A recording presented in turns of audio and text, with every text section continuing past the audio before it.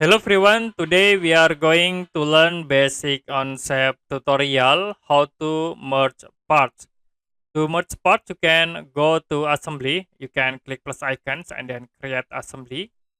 After it you can insert for the object, I will insert this part 1 and then part 2. Now to merge I will use these tools, default method. I will click start from this point, click again into this point. Click OK to merge between these two objects. The other option I will insert again for this part 2. Then I will connect like from this face into here.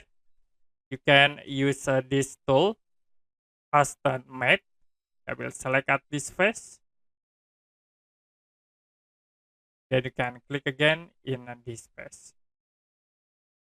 You done, click OK. Okay, that's it for basic Onshape tutorial how to merge parts. If you have any question about tutorial, you can comment below this video.